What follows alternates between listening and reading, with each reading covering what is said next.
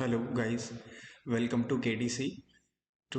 In today's session, we are going to talk about what to study in physics. What are those 10 topics to study in physics जिनको आप अगर अच्छे से prepare कर लें in and revision time तो आप मैक्सिमम से मैक्सिमम स्कोर कर सकते हैं विदाउट एनी रिपोकशंस। उसके लिए आपको आज के वीडियो में हम लोग 10 ऐसे टॉपिक्स के बारे में बात करेंगे जो सबसे ज़्यादा फिजिक्स के पूरे सिलेबस में सबसे ज़्यादा इम्पोर्टेंट है। अगर आप सिर्फ एग्ज़ाम के नियर टाइम में सिर्फ उन 10 टॉपिक्स में फोकस कर ले तो आप 80 to 85% क्वेश्चन सही सही अटेम्प्ट कर सकते हैं। तो हम शुरू करने से पहले हम लोग देखेंगे कि बेसिक जनरल ओवरव्यू जो है वो क्या है, कितने कितने टॉपिक किस टॉपिक से कितने कितने नंबर ऑफ क्वेश्चंस अभी तक एनडीए की परीक्षा में पूछे गए हैं और आगे किन किन टॉपिक्स में हमें फोकस करना चाहिए जिससे कि मैक्सिमाइज कर सके अपना स्कोर विद मिनिमम इनपुट। कम से कम इनपुट लगा के मैक्सिमम से मैक्सिमम आउटपुट करने के लिए हम कैसे आगे अपनी अप्रोच रखें, तो उसके लिए हम लोग पहले एक जनरल ओवरव्यू लेते हैं कि किस टॉपिक से कितने क्वेश्चन पूछे जा रहे हैं। तो हम लोग पीछे वाले ईयर्स में अगर जाएं तो फिजिक्स की वेटेज के हिसाब से अगर हम लोग देखें तो हर ईयर का आप लोग देख सकते हैं एटलीस्ट, जैसे 2016 में 24, फिर 22, फिर 23, 21, फिर ऐसे करके क्वेश्चन पूछे गए हैं। तो you can see a pattern कि कम से कम 20-22 क्वेश्चन, मिनिमम से मिनिमम 20-22 क्वेश्चन तो आपके मिल ही जाते हैं। अब 20-22 क्वेश्चन का मतलब क्या होता है कि अगर आपके पास 20 क्वेश्चन है तो 20 इंटू में जीएटी के क्वेश्चन में 4, तो मतलब एटलीस्ट 80 नंबर आपको जीएटी के सेक्शन में केवल फिजिक्स देती है। और रही बात फिजिक्स की, तो आपको फिजिक्स में मिनिमम से मिनिमम न्यूमेरिकल क्वेश्चन आने की संभावना है और मैक्सिमम से मैक्सिमम थ्योरेटिकल क्वेश्चन आता है। अगर आपके 24 क्वेश्चन सपोज करिए आ रहे हैं तो उसमें से ज़्यादातर चांसेस हैं कि 18 से 20 प्रश्न आपकी थ्योरी होंगी और 2 से 3 या 3 से 4 क्वेश्चन मैक्सिमम न्यूमेरिकल आएंगे, इससे ज़्यादा न्यूमेरिकल आते नहीं। आपकी थ्योरी जो फिजिक्स में आती है वो थ्योरी रीजन पे बेस्ड होती है कि इस फिनोमिना के रीजन क्या है। अगर ऐसा कुछ होता है जैसे सूरज के वजह से सनसेट में लाल लाल दिखाई दे रहा है शाम को, उसका रीजन क्या है। Why the sky is blue, तो ये इसका रीजन बेस्ड क्वेश्चंस होते हैं। फिर कंपैरिजन बेस्ड कि आज अभी हीट और टेम्परेचर में क्या कंपैरिजन करो। फिर उसके बाद ग्रेविटेशनल फोर्स और मैग्नेटिक फोर्स में कंपैरिजन करके देखो कि क्या क्या कॉमन चीज़ें हैं, क्या क्या डिफरेंसेस हैं। तो कंपैरिजन बेस्ड क्वेश्चन आते हैं। फिर प्रोपोर्शनलिटी बेस्ड कि अगर ये दो गुना कर दिया जाए तो इसका मान क्या हो जाएगा, जैसे मोमेंटम संवेग दो गुना कर दें तो काइनेटिक एनर्जी कितनी गुना हो जाएगी या गतिज ऊर्जा कितनी गुना हो जाएगी, इस तरीके वाले क्वेश्चन। और लास्ट में फिनोमिना बेस्ड, जैसे कि मिराज क्यों दिखाई देता है, हीरे का स्पार्कलिंग इतना ज़्यादा क्यों है, हीरा इतना क्यों स्पार्कल करता है, और झील ऊपर जम जाती है फिर भी नीचे मछलियां जिंदा रहती क्यों जिंदा रहती। तो इस तरीके के फिनोमिनल बेस्ड क्वेश्चंस जो हैं वो भी इंडिया में बहुत पूछे जाते हैं। और रही बात न्यूमेरिकल की, तो न्यूमेरिकल में 99% चांसेस क्या होते हैं कि या तो मैकेनिक्स से पूछेगा सिंपल यू वी वाले जो आपके 3 हैं लॉज, न्यूटन के 3 समीकरण इक्वेशन उनसे, या फिर ऑप्टिक्स से जनरल क्वेश्चन पूछेगा वो यूवी वाला कि अभी ऑप्टिक्स की मतलब लेंस का ये दिया है तो पावर बता दो, या फिर यू यहाँ पे रखा है तो कितनी गुने बड़ी साइज की मतलब ऑब्जेक्ट का मिरर या इमेज बनेगी, फॉर्म होगी। फिर उसके बाद इलेक्ट्रिसिटी में वो जनरल ओम्स लॉ वाला V is equal to I R, या हीटिंग इफेक्ट में पूछ लिया, वो होता है ना कि 1 किलोवाट में 3.6 इंटू 10⁵ एक यूनिट में इतने जूल एनर्जी उत्पन्न होती है। तो वो वाले बेसिक, तो यही 3 टॉपिक से आपको मैक्सिमम नंबर ऑफ न्यूमेरिकल्स देखने को मिलेंगे। तो आप न्यूमेरिकल्स के लिए और थ्योरी के लिए ये सारे पोर्शन तैयार कर सकते हैं। फिर रही बात अगर टॉपिक वाइज देखें तो टॉपिक में mechanics is the most weightageful topic, उसके बाद में थर्मोडाइनमिक्स, फिर उसके बाद में अब हमारे पास सॉलिड मैकेनिक्स थोड़ा थोड़ा, फिर इलेक्ट्रिसिटी और फिर इलेक्ट्रोमैग्नेटिज्म, फिर optics is a main topic, major topic, और मॉडर्न फिजिक्स भी थोड़ा थोड़ा इंपॉर्टेंट है, मतलब उतने ज़्यादा क्वेश्चन, नंबर ऑफ क्वेश्चंस नहीं आते, जितना इनपुट मिल जाता है उतना आउटपुट नहीं देता। तो मैक्सिमम आउटपुट आपको कौन देगा?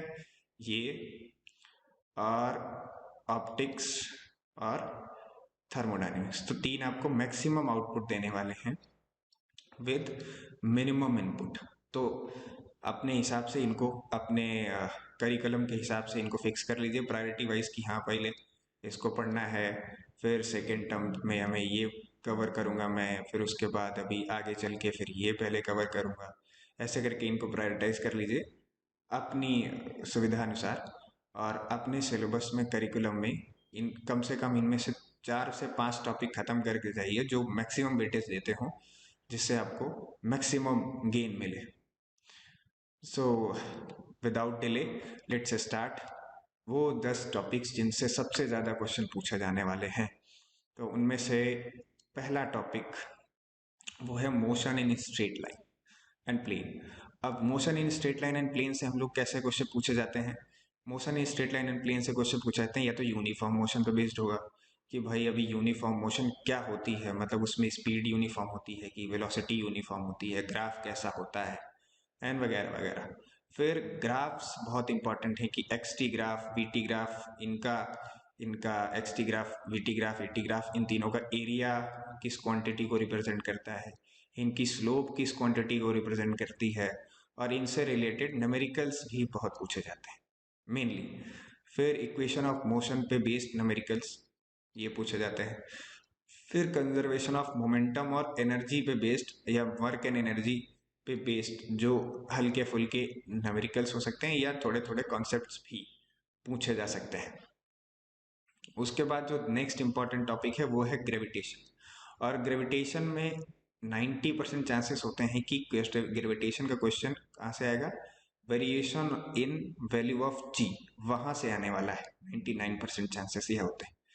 तो आपसे जी से रिलेटेड पूछेंगे कि या भाई बताओ कि पोल पे मैक्सिमम है कि इक्वेटर पे मैक्सिमम है, या पोल से इक्वेटर जाएंगे घटेगा कि बढ़ेगा, तो ऐसे पूछ सकते हैं। या फिर पूछेंगे कि विद रिस्पेक्ट टू प्लैनेट्स पूछ लेंगे कि भाई रेडियस बढ़ा दी जाए तो क्या होगा, अभी डेंसिटी घटा दी जाए या बढ़ा दी जाए तो जी की वैल्यू में क्या फ़र्क पड़ेगा, मास अगर किसी प्लेनेट का बढ़ा दिया जाए घटा दिया जाए, provided all other things are constant, मतलब सारी बाकी सारी चीज़ें नियत रखी जाएं, फिर क्या फ़र्क पड़ेगा। या फिर रोटेशन स्पीड अगर अर्थ की कम ज़्यादा कर दी जाए, है ना, जितना तेज़ तेज़ घूम रही है, अगर उसको रोक दें एकदम से तो क्या होगा, ऐसे करके क्वेश्चन कि भाई धीरे कर दें तो क्या होगा, और किस जगह पे ज़्यादा होगा, कहाँ पे कम होगा, जैसे पोल और इक्वेटर। फिर वेट और मास का कंपैरिजन कि वेट और मास में कौन सा ज़्यादा या कौन सा कम होता है, किस जगह ले जाओगे तो क्या किस पे फ़र्क पड़ेगा, किस पे नहीं पड़ेगा। फिर ग्रेविटेशनल फोर्सेस का अदर फोर्सेस के साथ कंपैरिजन, जैसे कि भाई जैसे पूछ लिया कि ग्रेविटेशनल फोर्स और इलेक्ट्रोस्टैटिक फोर्स दी हैं, अब बताओ दोनों लॉन्ग रेंज है कि दोनों शॉर्ट रेंज है, या दोनों में डिफरेंसेस क्या क्या है। तो इन दोनों टॉपिक से जो प्रीवियस ईयर क्वेश्चन पेपर्स में क्वेश्चन आए हैं, जैसे कि अभी यहाँ से देखो आप, तो ये देखिए ये 2018 का, 2018 सेकेंड पेपर के दोनों क्वेश्चन है, फर्स्ट एंड सेकेंड दोनों। तो इसमें देखो v is equals you plus A T वाला क्वेश्चन आया है कि किसी पिंड का एक समान त्वरण ए से आरंभिक वेग से ऐसा ऐसा है, तो गति समीकरण के हिसाब से बताओ क्या क्या होगा। तो भाई इनिशियल वेग ऐसे करके बनाओगे, तो ये डी हो गया, ये वाई हो गया, तो पहले उसका यू था, कुछ टाइम बाद वी हो गया, यहाँ पे यू था, ये वी हो गया। तो अभी यू किसका है? ये यू वाई में एक अंतखंड है, जैसे लिखा है उसमें, it is a part of Y axis, तो वही इसमें सीधा ही हो गया। वैसे ही करके क्वेश्चन आएंगे। और जैसे इसमें दिया गया है ग्राफ, तो इसमें कैलकुलेशन करके बताओ भाई इसमें कितना डिसलेरेशन हो रहा है, तो भाई कितने टाइम में हुआ है, तो 4 सेकंड में हुआ है, कितना हुआ है, तो 4 हुआ है, तो 4/4 मतलब 1 मतलब -1, क्योंकि डिसलेरेशन हो रहा है। तो ऐसे करके क्वेश्चन बहुत नॉर्मल आएंगे और आप इजीली सॉल्व कर सकते हैं अगर सिर्फ ये जो मैंने टॉपिक बताया आपको, ये टॉपिक आप कवर करके जाएं कि यूनिफॉर्म मोशन और एक्सटीवीटी ग्राफ, फिर इक्वेशन बेस्ड न्यूमेरिकल, इतना अगर आप कवर करके जाते हैं, और सेम चीज़ ग्रेविटेशन में अगर आप कवर करके जाते हैं सिर्फ इतने टॉपिक्स, तो भी आप मैक्सिमाइज कर सकते हैं अपना score when you are revising your syllabus. फिर उसके बाद नेक्स्ट हम लोग बात करें तो हमारे पास तीसरा जो टॉपिक है वो बहुत इंपॉर्टेंट है, वो है density related concepts. It is very important. इससे ऑलमोस्ट 99% चांसेस होते हैं कि आने ही वाला है क्वेश्चन, कहीं बाहर नहीं जाता। जैसे आर्किमिडीज प्रिंसिपल पे कि भाई किसी कोई वस्तु जब फ्लोट करती है, स्विम कोई करता है ना, तो स्विमिंग एंड फ्लोटिंग से क्या रिलेशनशिप होते हैं, कब स्विम करेगा कब फ्लोट करेगा। जैसे किसी का ये दो दिए हैं ना, जैसे ऑब्जेक्ट का ये है डेंसिटी और किसी लिक्विड का ये डेंसिटी है, तो अगर ज़्यादा है तो क्या होगा, बराबर है तो क्या होगा, कम है तो क्या होगा, ऐसे करके चीज़ें। तो वो डिपेंड करता है, वो पढ़ लो। फिर उसके बाद बाइंड फोर्स का क्या रोल होता है। उसके बाद इफेक्ट ऑफ प्रेशर क्या होता है डेंसिटी पे, कि प्रेशर बढ़ाओगे तो डेंसिटी को क्या होगा, टेम्परेचर बढ़ाओगे तो डेंसिटी का क्या होगा। फिर रिलेटिव डेंसिटी रिलेटेड जितने भी न्यूमेरिकल कॉन्सेप्ट होते हैं या न्यूमेरिकल आएंगे, वो इन चारों टॉपिक को आप प्रिपेयर कर लीजिए और आपका ऑलमोस्ट वर्क पूरा का पूरा खत्म। फिर इससे बेसिकली कॉन्सेप्ट से रिलेटेड क्वेश्चन आते हैं, application of both of phenomena. जैसे कि अभी साबुन का यूज़ कैसे होता है, तो साबुन सरफेस टेंशन कम कर देता है या ज़्यादा कर देता है, कपड़ों से मैल क्यों निकल जाती है, साबुन का क्या इफेक्ट होता है, और एरोप्लेन्स कैसे फ्लाई करते हैं, चिड़िया कैसे फ्लाई करते हैं, कैसे उन बर्नौली प्रिंसिपल्स का यूज़ करती हैं, हाई प्रेशर और लो प्रेशर का क्या यूज़ होता है। तो ये थोड़ा डिटेल में कॉन्सेप्चुअली आप प्रिपेयर करके जाएं। और जैसे कि प्रीवियस ईयर में भी पूछे गए हैं क्वेश्चन इन से रिलेटेड, जैसे इस पे देखिए पूछा गया है कि किसी द्रव में किसी का डूबना, किसी पिंड का तैरना या डूबना किस पर निर्भर करता है। तो जैसे कि इसमें केवल पिंड के द्रव्यमान पर, भाई उस पर तो निर्भर नहीं करता है ना। आप पढ़े होगे तो जा रहे होगे कि पिंड के द्रव्यमान द्रव के घनत्व पर, मतलब द्रव्यमान से उसका कोई लेना देना फिलहाल नहीं होता। और अगर आपका घनत्व के अंतर पता है आपको, अगर घनत्व का अंतर कम है तो फिर डूब जाओगे, नेगेटिव में है तो, अगर ज़्यादा है तो फिर तैरोगे। इस ऐसा करके सॉल्यूशन इसको कर सकते हो। तो घनत्व के अंतर पर डिपेंड करता है। तो ये हो गया आपका। उसके बाद आपका नेक्स्ट जो है, नेक्स्ट टॉपिक जो इम्पोर्टेंट है वो है कैलोरीमेट्री। और this is very much important, और you can say the most important topic in thermodynamics relationship. तो आपको उसके लिए लेटेंट हीट का कॉन्सेप्ट, स्पेसिफिक हीट का कॉन्सेप्ट, ये बहुत अच्छे से प्रिपेयर करने, कि भाई कब स्टेट चेंज होएगी और कब टेम्परेचर चेंज होएगा, और क्यों टेम्परेचर चेंज होगा, स्टेट चेंज कब होएगी, क्यों होएगी। फिर मेल्टिंग पॉइंट और बॉइलिंग पॉइंट पर प्रेशर का क्या इफेक्ट होता है, ये बहुत अच्छे से पढ़ के जाइए, कवर करके जाइए। फिर हीट और टेम्परेचर का कॉन्सेप्चुअल अंडरस्टैंडिंग करके जाइए कि what is actually heat, heat क्या है। तो heat is total kinetic energy of molecules. फिर उसके बाद temperature is average kinetic energy, मतलब औसत गतिज ऊर्जा है टेम्परेचर। तो ये आप प्रिपेयर कर लीजिए, और इससे आपको 100% क्वेश्चन मिलेगा इस टॉपिक से। उसके बाद ये टॉपिक, ये भी सदाबहार टॉपिक है, इससे भी हमेशा क्वेश्चन आते हैं। इसमें आप एप्लीकेशन बेस्ड चीज़ें, कि भाई लकड़ी हमें क्यों ठंडी लगती है, लोहे वाली चीज़ें, मेटल की चीज़ें क्यों गर्म लगती हैं। फिर कंपैरिजन बेस्ड, कि किसको गर्म करोगे तो जल्दी गर्म होगा, किसको गर्म करोगे तो लेट गर्म होगा, दूध पहले ठंडा होगा कि पानी पहले ठंडा होगा, ऐसे करके चीज़ें। फिर फर्स्ट लॉ की प्रोसेस से रिलेटेड, कि भाई समतापी प्रक्रम में क्या जीरो होता है, वर्क डन जीरो होता है, कि ताप परिवर्तन जीरो होता है, ऐसे करके। फिर न्यूटन्स का कूलिंग लॉ, कि भाई अगर 60 से 50 ले जाओ तो 5 मिनट लगते हैं, तो 50 से 40 ले जाने में 5 मिनट लगेंगे, 5 से कम लगेंगे, या लो मतलब लेस लगेंगे, या मोर लगेंगे, ऐसे करके आ सकता है क्वेश्चन। जैसे कि प्रीवियस ईयर्स में हम लोगों ने देखे हैं, प्रीवियस ईयर्स में 2018 का ही पेपर है, वहीं से मैंने लिए हैं। तो ये थर्मल एक्सपेंशन से रिलेटेड क्वेश्चन आया है, बहुत बेसिक है।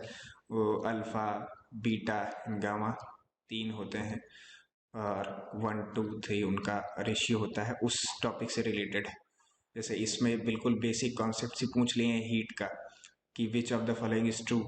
तो कोई ऊर्जा अंतरण जिसमें किसी प्रकार का तापांतरण शामिल नहीं है, ऊष्मा नहीं है। ये बिल्कुल सही बात है कि तापांतरण के कारण स्थानांतरित ऊर्जा ऊर्जा को ऊष्मा कहते हैं, है ना। तो heat is a energy in transit because of the difference in temperature. तो वो टॉपिक आप कायदे से कॉन्सेप्चुअल अंडरस्टैंडिंग करके पढ़ लीजिए। फिर जैसे ये नेक्स्ट है कि पदार्थ की गुप्त ऊष्मा मतलब लेटेंट हीट, तो आप इनको अच्छे से प्रिपेयर करके जाएंगे, तो इन कॉन्सेप्ट के बदौलत ही सिर्फ आप बहुत अच्छा स्कोर कर सकते हैं अपने आने वाले नेक्स्ट एनडीए 2022 वाले एग्जाम में, पहला वाला जो एग्जाम है फर्स्ट टाइम का, उसके बाद आपका नेक्स्ट टॉपिक जो है नवा, सातवां एक्चुअली में, तो सातवां टॉपिक क्या है, वो है रे ऑप्टिक्स। सातवां टॉपिक क्या है, रे ऑप्टिक्स, और ये एकदम एक्चुअल एवरग्रीन है, और इससे हमेशा ही टॉपिक से क्वेश्चन आए हैं, ऐसा आज तक कभी नहीं हुआ कि इससे क्वेश्चन ना आए। इधर इससे रिफ्रैक्टिव इंडेक्स बेस्ड न्यूमेरिकल आएगा, और या मिरर या लेंसेज के यूजेस आएंगे, उनका रीजन आएगा, या फिर डिस्पर्सन और स्कैटरिंग से रिलेटेड चीज़ें आएंगी, है ना, या फिर पूर्णांक से रिलेटेड, रिफ्रैक्टिव इंडेक्स से रिलेटेड चीज़ें, वैसे करके, या फिनोमिनाज बेस्ड क्वेश्चन बहुत आते हैं इस पर्टिकुलर टॉपिक से। और अभी हम लोग देखेंगे कि आगे इससे कैसे क्वेश्चन आते हैं। वैसे ही इससे रेजिस्टेंस ओम्स लॉ से, कि ओम्स लॉ से कैसे कैसे क्वेश्चन आते हैं। तो ओम्स लॉ में मेजर फोकस आप रखिए कहाँ पे, रेजिस्टिविटी और रेजिस्टेंस बेस्ड एक्चुअल फिनोमेना या कॉन्सेप्चुअल अंडरस्टैंडिंग में, फिर कि अगर हम लेंथ इंक्रीज करें, एरिया इंक्रीज करें, रेडियस इंक्रीज करें, तो इनका सबका प्रभाव रेजिस्टेंस और रेजिस्टिविटी पे क्या पड़ेगा, और टेम्परेचर इंक्रीज करें तो रेजिस्टिविटी को क्या होगा, ये सब, और हीटिंग इफेक्ट, वो I²RT वाले फार्मूले। तो ये तीनों फार्मूले आपके VIT ये करके ऐसे जो 3 फार्मूले थे, वो 3 फार्मूले आपको कवर कर लेने हैं, उनसे रिलेटेड क्वेश्चन न्यूमेरिकल आ सकते हैं।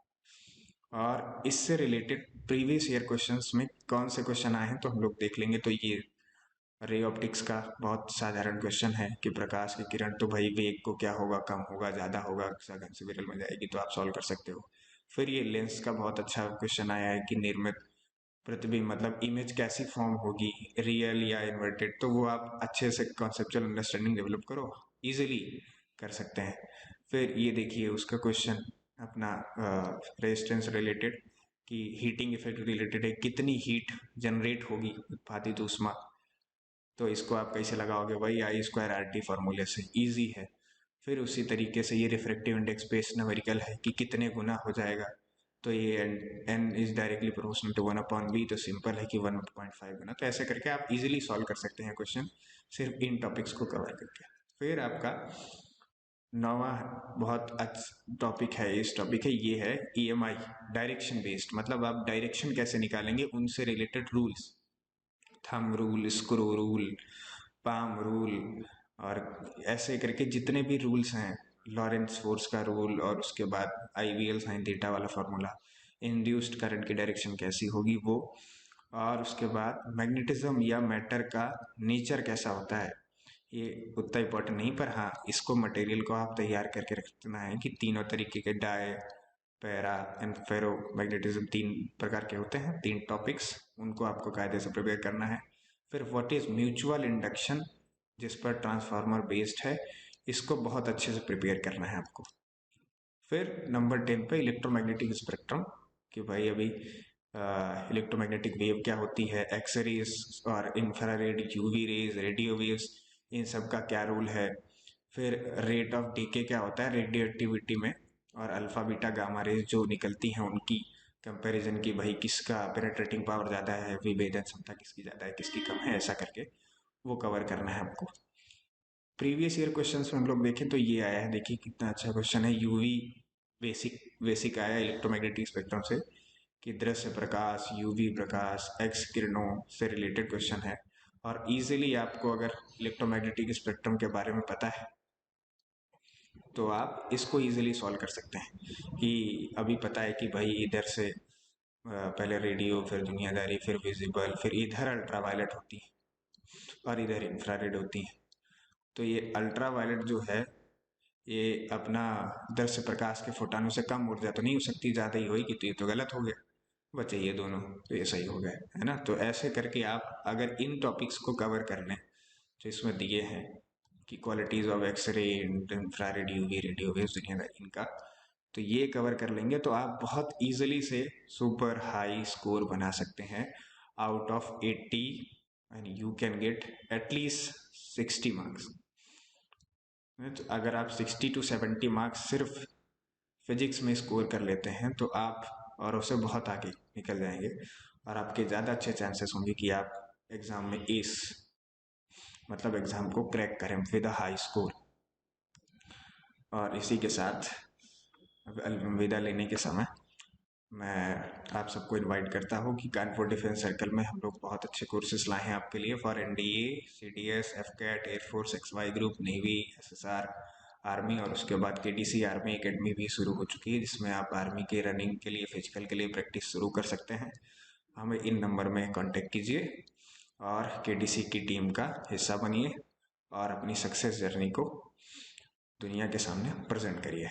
With all of that, thank you to attending this session and हम आगे भी मिलते रहेंगे ऐसे अच्छे अच्छे सेशंस के साथ। और इसी के साथ अलविदा लेते हुए जय हिंद।